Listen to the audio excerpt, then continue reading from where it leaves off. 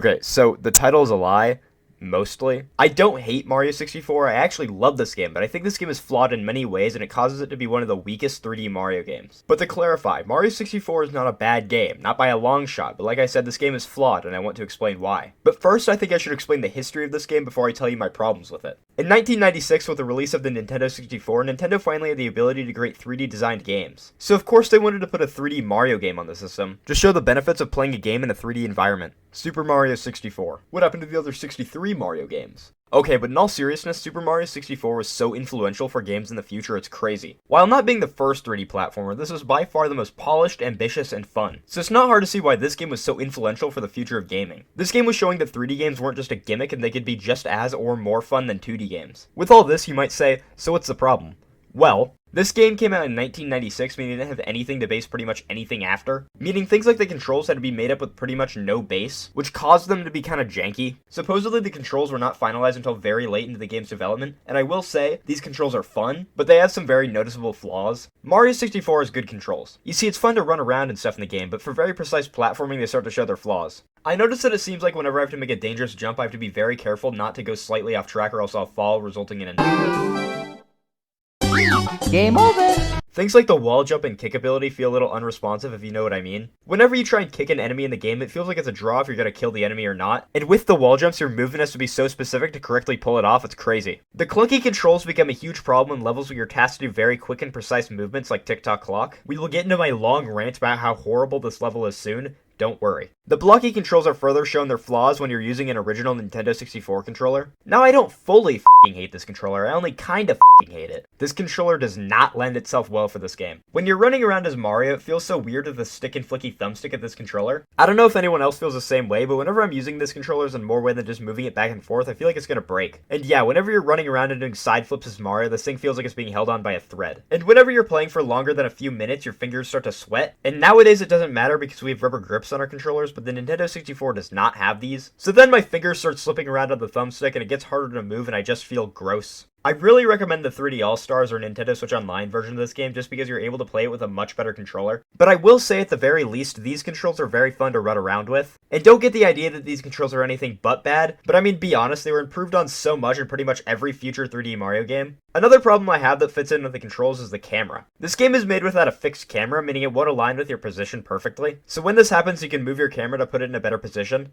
Maybe. The camera either moves too much or too little. There's almost never a point where the camera feels like it's moving correctly. And whenever you're in a tighter level like Hazy Maze Cave, it can be hell. I understand that this is literally one of the first video game cameras ever. It's obviously gonna have flaws because it didn't have anything to base itself after, but that doesn't change the fact that this camera is still bad. Going into the levels of this game, some of them are very good, and some of them are very bad. We'll get to that one. I've realized that the better levels in this game are the ones that take a more simple approach to things, and don't have all these different rooms to enter and these secret puzzles and all that. Take Whomp's Fortress, for example, in my opinion the best level in the game. This is a pretty small level, but it makes it relatively clear on what to do. It gives you a very clear path on how to get the power stars in the level. Maybe except for the one where you're shooting at the wall, that one's kinda stupid, but you get my point. And now take a level like Tock Clock. This level takes place in a very large grandfather clock, and the goals shown are get a hand, the pit and the pendulums, time jumps, and moving bars. What do any of these mean? That's not the end of me complaining about Tock Clock, I'll get back to it later. There are 15 levels in Super Mario 64, but I feel like only a couple of them are really good and the other ones can range from not great to hell on earth.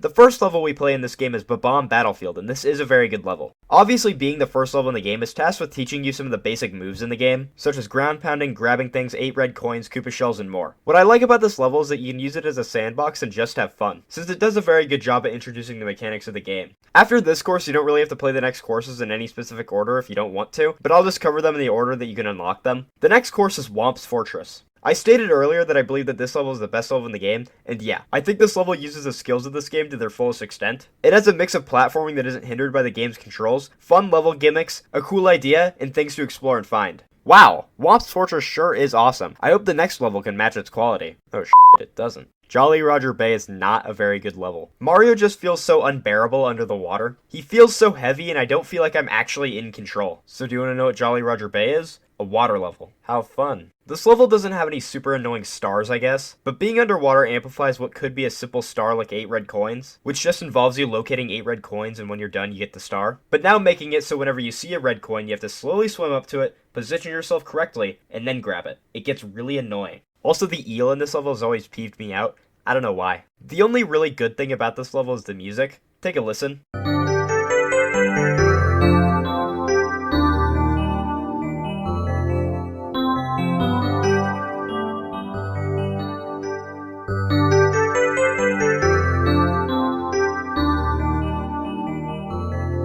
The next level in the game is Cool Mountain. This level is pretty good, there's a fun slide to do and you get to race a penguin. Skyrim doesn't have that now, does it? I guess the ice physics could get pretty annoying at times and the 8 red coins were not fun to locate, but otherwise this level is pretty good, but not great. Once you've completed this level, if you're going in star order, then it's time for the first Bowser level. Bowser in the Dark World is the first Bowser level in this game and I actually really like these ones. They're pretty much complete platforming and no missions besides the 8 red coins to do. I know I said it's hard to do precise platforming with the controls in this game, but I actually think this level doesn't have very many issues with that. At the end when you get to the Bowser boss fight, it's not great. I won't cover this while talking about the other 2 Bowser levels, so I'll just get this out of the way now. Fighting Bowser feels clunky and like you aren't in much control. Seems to be a trend with this game. To defeat Bowser, you must pick him up by the tail. By the way, how the hell does Mario pick him up? Sorry, I just wanted to point that out. And then you must spin him around and throw him at one of the bombs on the edge of the stage. It seems relatively simple, but you gotta be really precise at finding the right time to throw him or you'll miss and then you have to wait to grab him again. Since you do this 3 times in the game, it gets progressively harder. The first time you only have to throw him at a bomb once to win, but then the second time you have to throw him twice, and third one you have to throw him 3 times. It gets pretty annoying.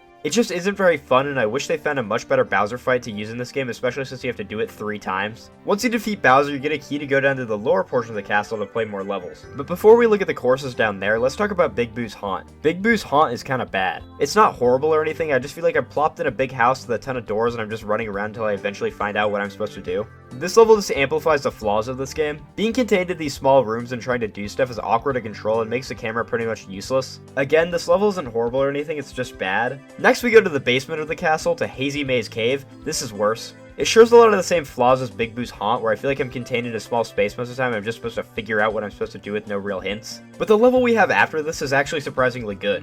Lethal Lava Land isn't the best level in the game, but compared to the last 2 it might as well be. In this level you're in a lava land, which just so happens to be lethal. Finally, a title that makes sense. While the platforming can feel a little bit clunky at times here, I actually really enjoy it. Not a bad level, quite good actually. Okay, what do we have after this? Shifting Sandland, man, that is one weird misspelling of garbage. Shifting Sandland just isn't fun. The quicksand feels unfair, you have these big boxes that crush and kill you immediately. And once you enter the pyramid in the level, you have to do some awful platforming. Definitely some of the worst in the game. Also, the level is just really ugly. Like, really ugly. I almost think that the developers are so disappointed in this level that that's why they decided to keep it hidden in this wall. The next level is Dire Docks. My god, another damn water level. It's just Jolly Roger Bay, but worse. Jolly Roger Bay was annoying and slow. Dire Docks is also that and much harder. I feel like these levels could be fun if they didn't make swimming so to control. I don't feel like I have control over Mario when he's swimming. Okay, Dire Docks isn't very good, but at least we got another Bowser level after this. This one is better than the first one in my opinion, which is great. Bowser fight still isn't great, but whatever. Once we kick his ass again, we're given a key to the upper part of the castle where we have to do the levels there. The first level, Snowman's Land, is okay. It's nothing great. I think the other snow level in the game, Cool Mountain, does a much better job at being, fun, but this one's okay. After this, we have Wet Dry World. I think Wet Dry World has a cool gimmick, but I don't like playing it. When we first see it, it looks like it's going to be another water level, but then you have the ability to drain the water. I do appreciate that they did something more fun with a water level, I guess, but still, a lot of the time playing this level, you're just in the water, and it gets really annoying. After Wet Dry World, we have Tall Mountain. Climbing up the mountain in this level can be pretty annoying, and whenever you fall off, it doesn't really feel like it's your fault. And the platforming isn't excruciating like a lot of the other platforming in this game. TikTok clock. There are some fun stars to get in this level, and I really enjoy how it looks, so that's a point for it, I guess. So yeah, Tall Mountain is not bad. Pretty good, I'd say. After Tall Mountain, we have Tiny Huge Island. Depending on whichever painting you enter from, the entire level will either be very large or very small, hence the name. I think this is a very cool gimmick, and the idea of being very big or very small to your advantage to get stars is a really cool concept. I like this level a lot. I wonder what we got after this one. Ah! Tick, tock, clock. Just everything about this level sucks. I hate it. Climbing up the clock sucks, and if you fall off, you pretty much always die. The ground is too small, so I have to be extra careful while walking. The general structure of a level in this game is made in a way where you're put into a certain part of the level and you're allowed to branch off to get the stars. Tick-Tock Clock is not. Tick-Tock Clock is made in a much more linear way than pretty much any other level in the game. While most levels have you do a different set of things for each star, Tick-Tock Clock forces you to take the same path up each time, just getting more stars as you work your way up. This gets really annoying when each star kicks you out of the level, meaning you have to do the platforming 6 times at the very least. Platforming that isn't fun and hardly works at all. And none of this is accounted for you dying, but trust me, you will die in this level. And being a clock, this level does take advantage of time. not in a fun way. So this isn't explained anywhere in the game, but the movement of the platforms are different depending on which time you enter the level, which I guess could be a cool way to strategize which time would be best to enter for each star, but it almost never helps and it's not explained to you at all. At 3, everything moves normally. As normal as it gets would be a better term. At 6, everything moves randomly, which does not suck, not at all. At 9, everything moves fast, don't play at 9. And at 12, each platform is stopped. What Tick-Tock Clock does is it points out each and every flaw in the game. Mario hardly controls here, the stars are tedious and the level feels random. Some levels may have one of these, but Tick-Tock Clock has all. What an achievement. Tick-Tock Clock, more like, yeah, this level isn't great. Okay, so after the show of Tick-Tock Clock, the next level has to be better. Right?